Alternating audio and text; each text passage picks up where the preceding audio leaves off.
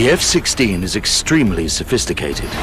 It's highly maneuverable and very fast, with a top speed of Mach 2, over 2,000 kilometers per hour. A powerful onboard computer helps fly the plane, so pilots can concentrate on their main job. What you really are is a weapons platform. The F-16 carries a 6-barreled 20mm cannon and a range of missiles, rockets, and bombs. It also has a sophisticated defensive system. An electronic countermeasures unit can detect if the plane is being tracked by radar. Even so, the two pilots are careful to keep away from known Serb missile sites.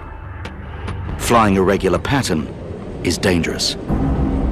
Didn't take a rocket scientist to figure out that if you want to try to shoot one of us down, put a surface-to-air missile site underneath us where we're being predictable.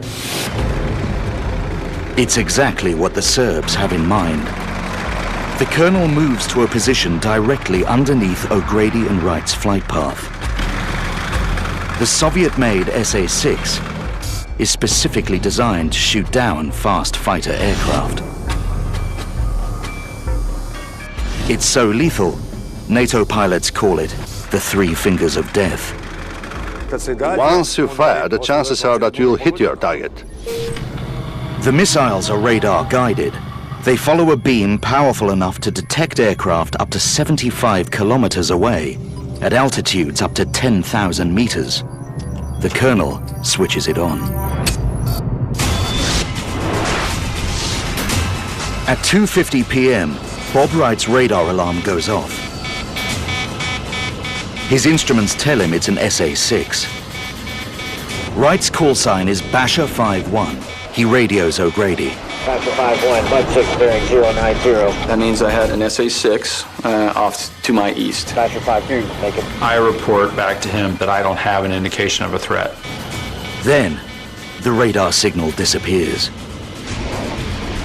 Wright contacts NATO's airborne early warning system to check if they can detect an SA-6 in the area. And they said that right now they had no indications. It must be a false alarm. The pilots continue their patrol. 8,000 meters below them, with that brief burst of radar, the Serb commander has begun a deadly game. He knows the fighter planes can detect his radar. If he switches it on for too long, the pilots will locate him and take him out. We would be killed, and our weapons would have been destroyed.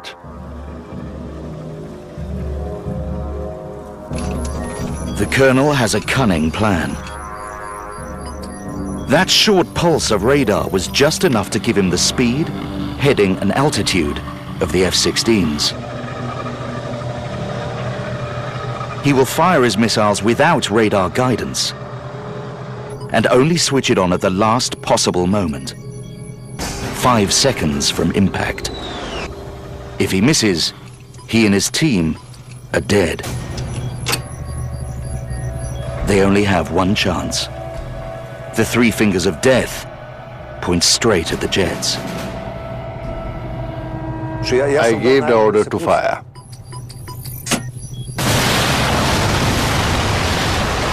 The SA-6 missile is armed with a high explosive warhead designed to fragment on impact and totally destroy the target. With a range of 24 kilometers and a top speed of over 3,000 kilometers per hour, it will reach the F-16s in under 10 seconds.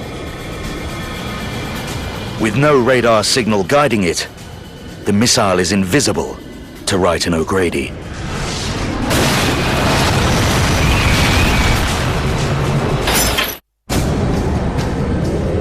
Two NATO jets police the skies over Bosnia. They have been targeted by a Serb missile battery. The Serb commander feels justified in shooting them down. They provoked us. They bombed us. Did it occur to them they may have killed someone on the ground? 5 seconds before the missile reaches the F-16's altitude, the Serb colonel switches the radar guidance back on. An alarm goes off in O'Grady's cockpit. Basher 5-2, mud 6 bearing 090. Basher 5-1, naked. Now flying nearly 2 kilometers apart, Wright gets no radar warning. Could it be another false alarm? The SA-6 radar beam bounces off O'Grady's aircraft and is picked up by a dish in the missile's nose. The reflected beam guides it towards its target. A louder alarm goes off in O'Grady's headset. Wright sees the missile breaking through the clouds, heading for O'Grady.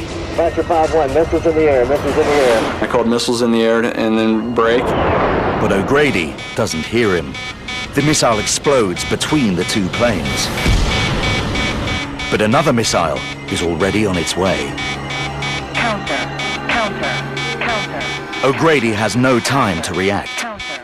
My thumb didn't even get to the decoy button before the missile impacted. I thought it was dead right then and there. The plane breaks apart and plunges out of the sky. Wright loses sight of O'Grady's cockpit. Basher 5-2 has been hit. I never saw him eject. I never saw him in a parachute. Inside the tumbling cockpit, O'Grady's training kicks in. You just have to automatically know what to do right then and there, or you will die. He reaches for the eject handle. Milliseconds later, an explosive catapult fires the ejection seat out of the aircraft. O'Grady plummets towards the Earth at over 190 kilometers per hour. He is lucky to be alive, but he knows he's not out of danger yet. Was to say that the parachute hadn't been burned or damaged. You know, it just might fall to my death. He pulls the cord. To his relief, the parachute works perfectly. At around 4,000 meters, the ejection seat automatically drops away, leaving O'Grady with a survival kit, drinking water, a first aid kit, and a 9mm pistol.